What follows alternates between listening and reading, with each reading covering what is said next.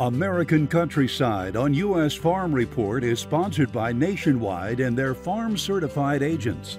Founded by farmers nearly a century ago, Nationwide has the knowledge to help you succeed today and protect what's next for your farm or ranch at nationwide.com/Andrew. He's an iconic figure, 120 years old, and one that's larger than life thanks to a Minnesota town.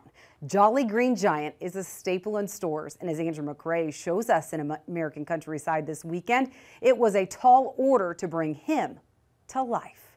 In the 1970s, completion of Interstate 90 was taking place in southern Minnesota near the town of Blue Earth. Citizens were looking for something to lure people off the interstate and into town.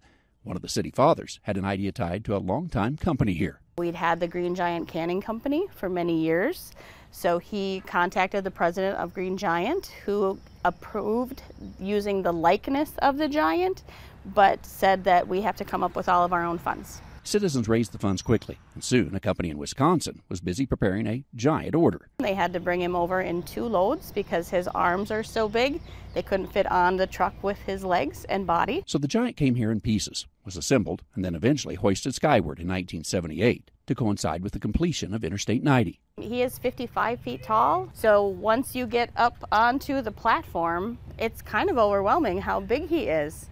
Megan has many interesting tidbits to share, including the fact that before he was built, the public had seen only the giant's face on a can of vegetables, and that actually presented a challenge. They had never photographed him from behind, so they had to bring in an artist to figure out what his backside would look like. You can see all sides of the Jolly Green Giant here today, and many do.